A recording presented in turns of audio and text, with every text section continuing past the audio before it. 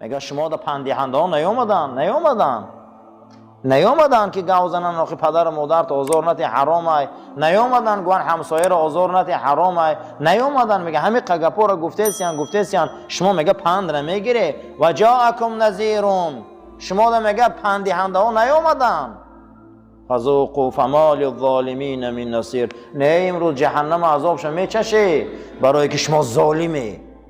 شما چیه؟ ظالمه. شما عذاب میچشه. شما نگاه کنید که بسیار همین آدمای ظالم در همین دنیا عذاب میچشن. این همین دنیا دا عذاب میبینن.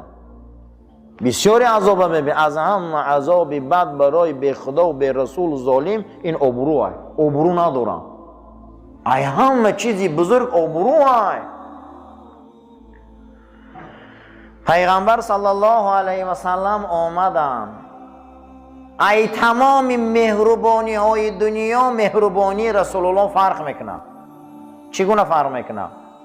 مهربانی امروز دنیا هر روز گفته است چیزی قیمت میشه، چیزی ارزان میشه، دنیا بیزه میشه، دنیا تنج میشه، بیرجه این شد، بریل نفت این شد، دلار بلند شد، دلار پس شد. همین قدر مهربانی دارن. اما رسول الله آمده است میگه عمرتون به معنی رفته است. پیغمبر غمی عمر میخوره. پیغمبر غمی چی را میخورده؟ عمر. میگه ان الانسان لفی خسر. ای عمرت به هده گذشته است.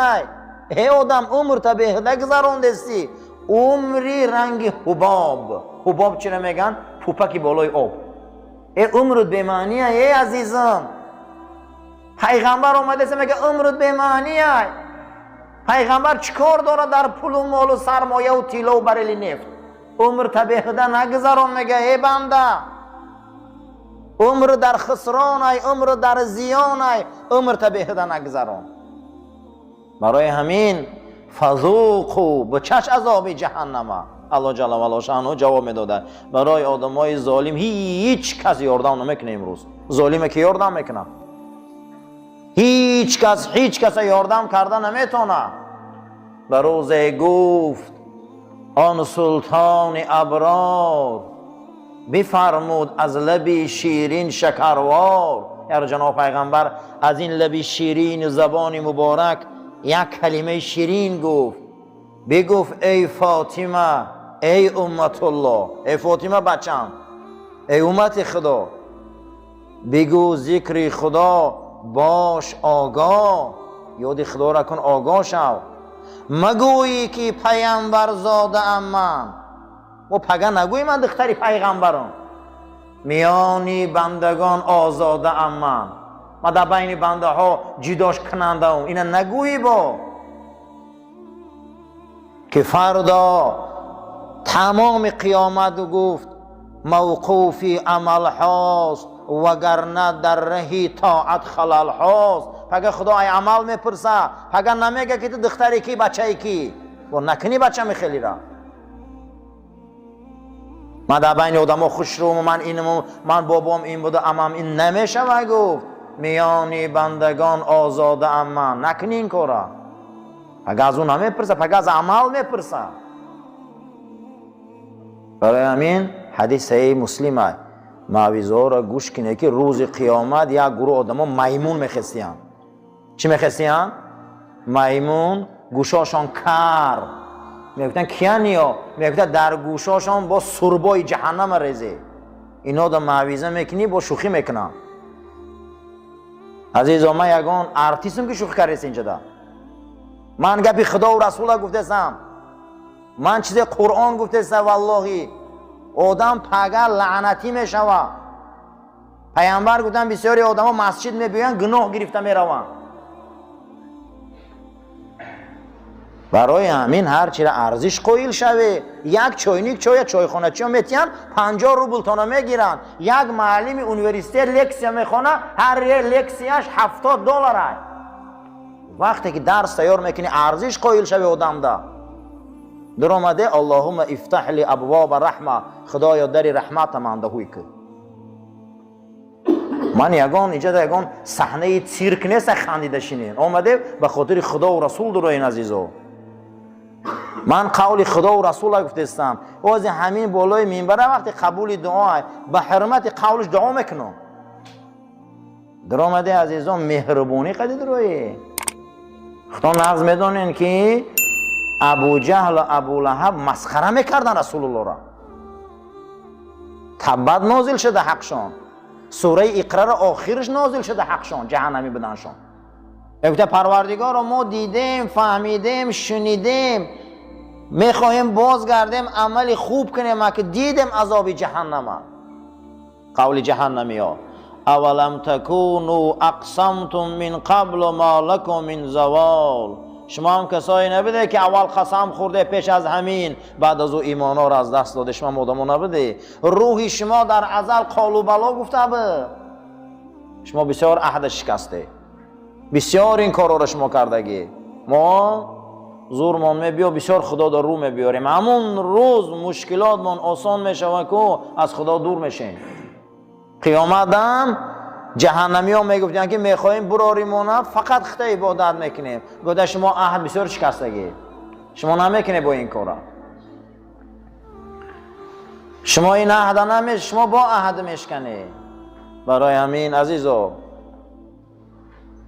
هر کسی که دشمنی رسول ای، هر کسی که دشمنی قرآن ای، هر کسی که دشمنی اسلام ای، هر کسی که در این آیه مبارکه پیغمبر در دشمن حقیقت آیینش، او در جهنم ابدی میسوخته. او در جهنم چی میسوخته؟ ابدی میسوخته. فیقولون ربنا، با میگفتن جهنمی ها پروردگارا اخرجنا، ما را برار، عمل خوب میکنیم، این کارهای کردگی ما رو نمیکنیم دیگر. گریه میکردستیم.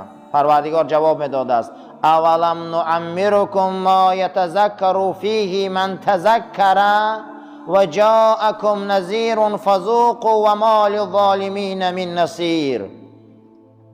آخه برای شما عمر ندادم، پندهنده ها ندادم، نیامدن پیغمبرای جنس ختم؟ حضرت محمد مصطفی نیامد؟ تا به امروز وارثاش علما نگفته سیم؟ تا به امروز منبرا نگفته سیم؟ آیا میگه پندهنده ها نیامدن بالای سر شما ده؟ کدام دانشگاه 124,000 معلم داره؟ دانشگاه خدا. کدام دانشگاه 124,000 معلم داره؟ دانشگاه خدا. کدام دانشگاه 104 کتاب داره؟ دانشگاه خدا.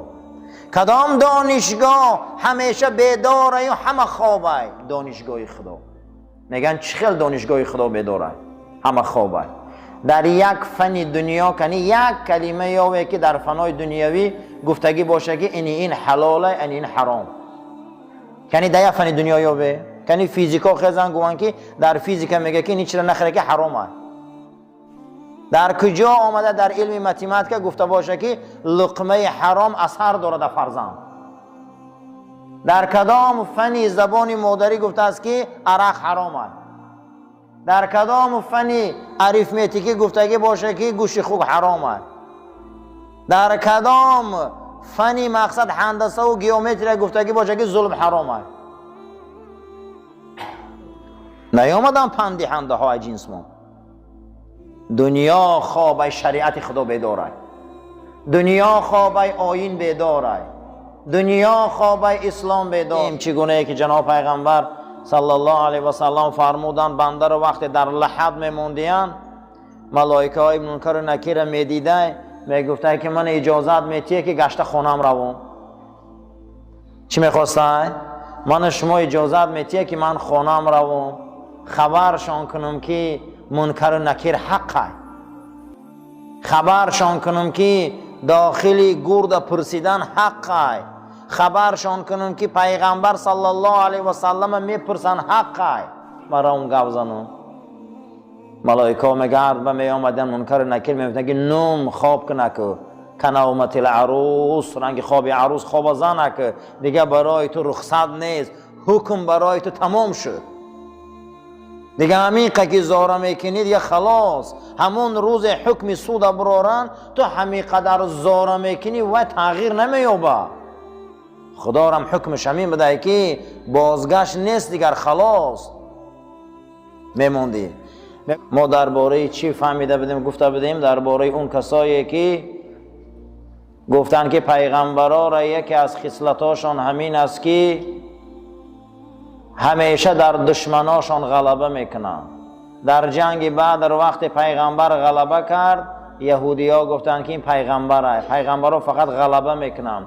اما در جنگ احد پیغمبر شکست خورد. یهودی ها گفتن که این پیغمبر نبوده، برای که شکست خورد. در او جنگی گپا گفتن، در این جنگی گپا گفتن. اکنون همینجا معلوم میشود کی دشمنه، کی از ایمان دوره، کی نفاق داره، معلوم میشود. بعد از او پروردگار و قلب پاک حبیبش آیه مبارکه را نازل کرد که ما اکنون امروز کمتر مشکلات داشتیم، تفسیر منو تیار کردن نتونستیم. در همین بابت با صحبت میکنیم انشاءالله تا اینکه یک دقیقه عمر مونم باشه بیهوده نروه.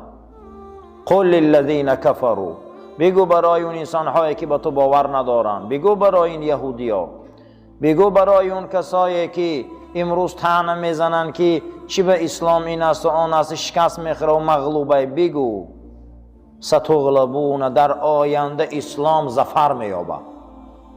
بگو شما ستحشرون الی جهنم، در آینده هر کسی که دشمن اسلام است، دشمن پیغمبر خدا، در جهنم جمعشون میکنه. اینا خلاصی ندارن. و بئس المهاد، جهنم چه جای بدی هست.